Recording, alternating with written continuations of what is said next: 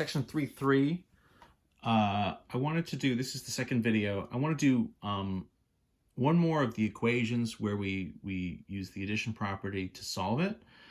And so let's take something like, and this is sort of, a version that the book does, is sometimes you get ones where you have, 4x plus 9 equals 5x. So this is a case where you actually have two different x terms, so one on each side. And keeping in mind at this point, we're not really doing much simplifying.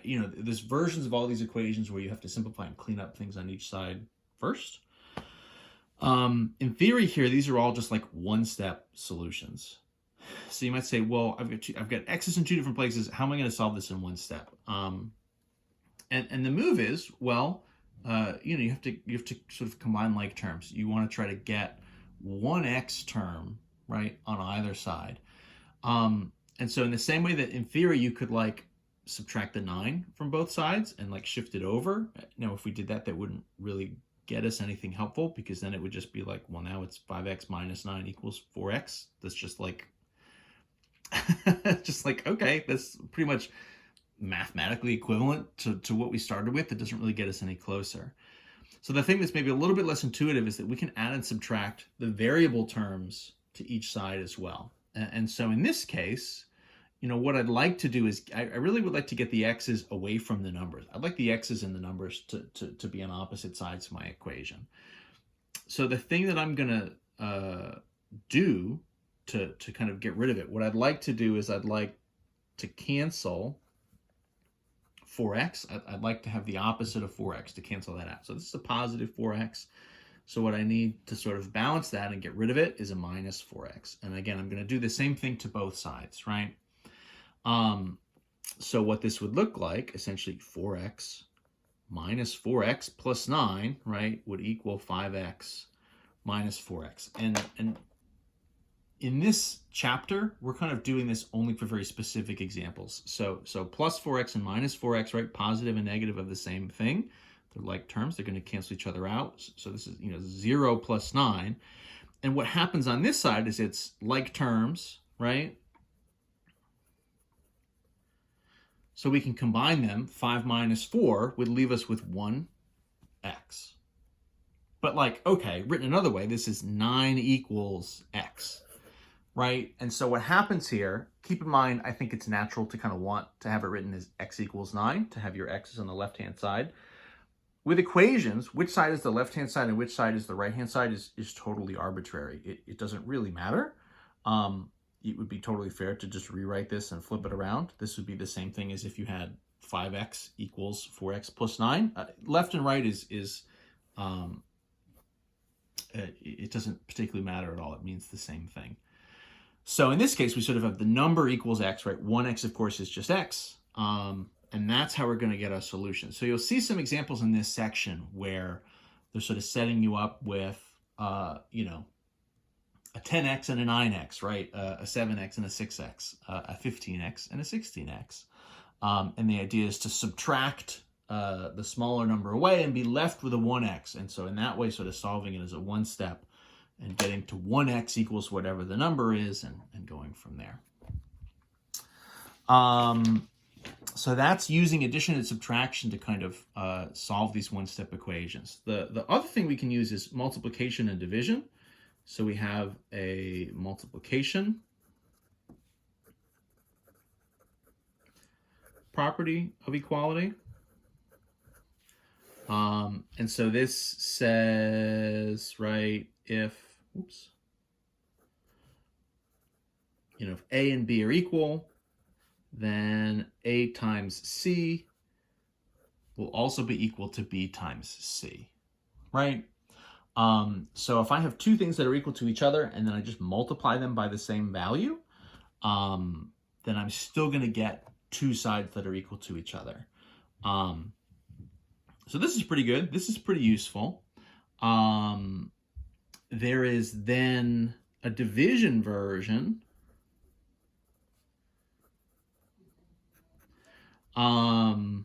So that is, right, if A equals B, then, right, A divided by C will be equal to B divided by C, or what we'll see maybe sort of a little more common is sort of A divided and B divided by C written sort of in fraction style. Now this works provided that your C value that you're dividing by is not equal to 0, right? So we've said we can't divide by 0 because it gives us this undefined value. So I can pretty much divide by anything I want to and still sort of maintain this equality. The multiplication is interesting too. You know, I think the book says something about, you know, up here, you know, A times C equals B times C. Is going to sort of imply then the opposite here, provided that you're not multiplying by 0. Multiplying by 0 takes everything to 0, right? So it's not like, so it's, you know, 4 times 0 equals 5 times 0 doesn't mean that 5 equals 4, right? But you know, we're reading this in this one direction, right? So I think we're okay. I mentioned the division one sort of right off the top of the bat, and then let's also note, right, when we divide, so if I do A divided by itself, I get 1, right? So that is, right, A over A equals 1. Oops, sorry, I'm a little bit out of frame. So our division properties, we're sort of hedging into a little bit some sort of fraction style properties. We're not technically there yet, but we're kind of hinting at them a little bit. It really is just a division property, right? You know, 5 divided by 5, any number divided by itself gets you 0, right? So in the stacked version of the division, it's also, oh my gosh, any number divided by itself is going to get you 1. So in the stacked version, right, a number divided by 5 divided by 5, 10 divided by 10, 100 divided by 100, right, is going to get you back to 1. This is all sort of a long way to set up, right? And so what this means for us, so let's sort of put this in action, right? So how can we use all this stuff? Well, what about if I had an equation that said, you know, 8 times x equals 24, right? Now, this is, again, is one where you might be able to just sort of say off the top of your head, well, the number's 3, right? Because it's 8 times 3 is 24. And I would, of course, say, yes, right? I mean, sometimes the equation in the setup is simple enough that you can essentially just, like, see the solution. You could just, like, snap, and then you've got it. Right? But, like, that only works when the numbers are good. We care about having strategies that work, not just when the numbers are good, but also when the numbers are bad and it's not particularly obvious. So the goal here, right? The goal is still just like x equals a number, right? X equals a solution. And so the concept here is I have 8 times x. On the left, what I'd like to do is just have 1x. I'd like to have x by itself. And so what you're doing, in the same way that if we had 8 plus x, right, or sort of x plus 8, you would then do a minus 8. You would subtract the 8 away and cancel it out. You want to do the opposite of whatever is there. So in this case, the opposite of multiplication for us would be division, right? If you have 8 times x, how are you going to get rid of the 8? Well, the idea is you're going to divide by 8, right? Because, right, 8 divided by 8 is going to be 1. So that means, you know, 8x divided by 8. I mean, in theory, this is kind of 8 divided by 8 times x would be 1 times x would be x. That's the kind of math principle that we're using, right?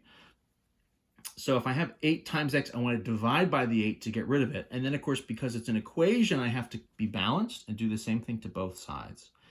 So for us, right, this is sort of 8 over 8 times x is 24 over 8 if we wanted to kind of write it out very distinctly. So that means, right, 1 times x, 24 divided by 8 would be 3. 1x, of course, is just x. And so our solution where we end up is x equals 3, right? So that's how we can kind of use these properties. So it kind of comes from this multiplication property, even though I think in some sense, maybe the more common way we're going to see it is as a division. We're going to sort of use and kind of divide both sides to get rid of multiplication. What would it look like if we had a division version? So maybe you have something, you know, x divided by 10 equals -2, right? So when would we use the multiplication property? Well, you're going to need to use multiplication if what you have in your equation is division. The idea is you use the opposite of whatever the operation is that's present. You're trying to kind of undo, it's almost like a knot that you're trying to untie, right? You have to sort of do the opposite of all the moves that are there to untie and sort of undo the math and sort of get to the x by itself.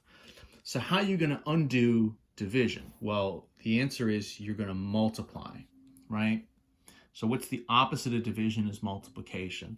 And again, of course, to keep things balanced, you have to do the same thing on both sides, right? So if you have division, you need to multiply to cancel it out, right? That's the strategy. So this, right, is like a 10 over 10 times x. I'm playing a little fast and loose with sort of where I put the x and kind of how I can rewrite it. Equals -2 times 10. This being a negative doesn't really affect our work at all, right? I'm just going to go with whatever the math is here. 10 over 10 is 1, so 1x would be -2 times 10 is -20, and that means my x value is -20. And that's fine. Positives and negatives, we're just sort of following them. We just sort of go where the math tells us to go. We're not really trying to do anything different. If we see a negative, we just, you know, treat it and work with it, right? We can add, subtract negatives, we can multiply, we can divide negatives. All that stuff is on the table. So you know, if it's there, we'll use it. Let me do a couple more to sort of just finish the section. So let's say I've got 45 equals -9x. Here's one when you're multiplying by a negative, right? So this is -9 times x. So I need to divide by -9. The negative, right, you always need to make sure that you're distinguishing between when am I doing x minus 9 and I'm going to add it versus when is it just a negative number, but the operation is really multiplication. Right? So you might early on be tempted to say, oh, net, you know, minus, and then so that means +9. But no, it's really a divide by, and then just carry the negative along, right? So divide by the negative. So this is 45, right? Divided by -9 is like negative over negative. And so, right, the two negatives cancel and get us a positive x. Positive and negative here, right? 45 and 9 would be 5. But it's a positive divide by a negative, so the answer is -5. And so that's going to be your solution, x equals -5.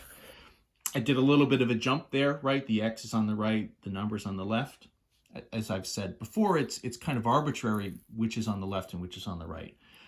I wouldn't recommend flip-flopping your left and right sides like back and forth a bunch as you like work a problem, just because then it would be easy to lose track of where everything is. But, you know, as a final step at the end, like, sure. Or at the beginning, if you just like the look of it the other way, sure, flip it at the beginning. I would say just don't go back and forth as you're doing the problem because you're very likely to sort of make a mistake at some point.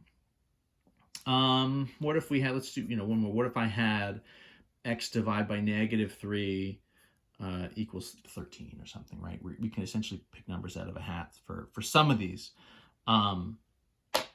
So what would happen here? So this is a negative number, but really the operation, the main thing here is a division, right? I mean, this is x divided by -3.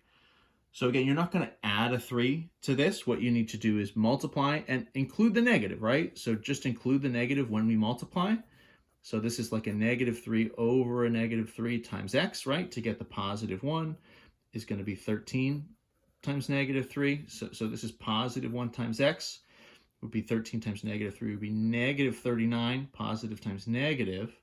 And so our final solution here is x equals -39.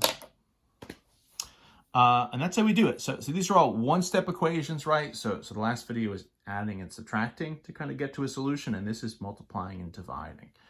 And that's where we'll end 3.3.